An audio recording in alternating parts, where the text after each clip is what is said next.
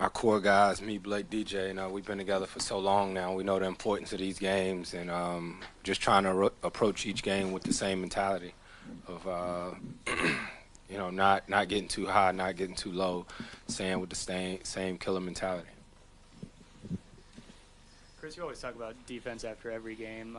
Obviously, the offense caught up, but to see the consistency of it, is that kind of sparking you guys right now? It is. I think when you start off the season, you're always wondering sort of what your team's identity going to be, and then once you get a few games under your belt, you sort of start to see that. And I think now our team is excited about our defense.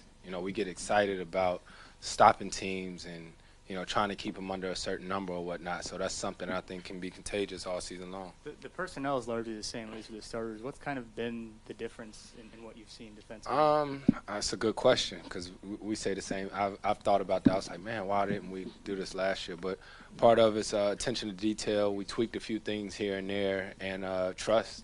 That always helps too, is knowing that when you help a guy, another guy's going to be there.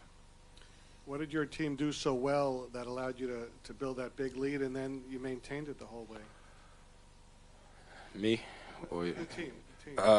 No, I'm saying like me or the yeah. other guys sitting here. I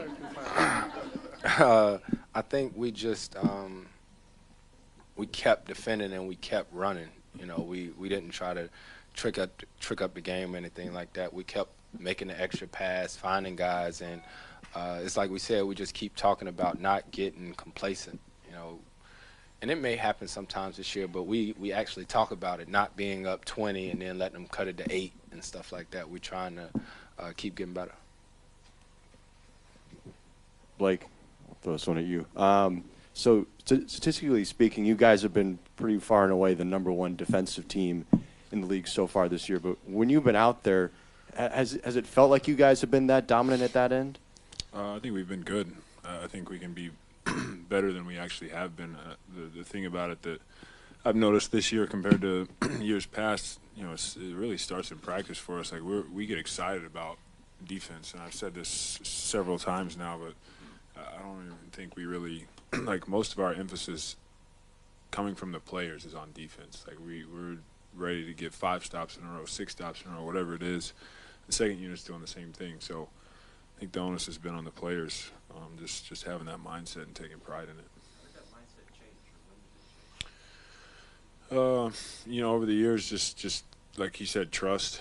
I think we have made some small changes here and there, but this is as far as the starting unit, this is pretty much our second year, of everybody playing together, being really familiar with each other.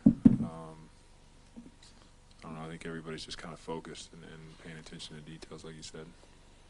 Like, there was a play, I think, in the third quarter where Tobias Harris kind of gets you off the dribble and scores a pretty easy basket, and you kind of grab the ball in the net and you look upset by it, and you guys were up 32.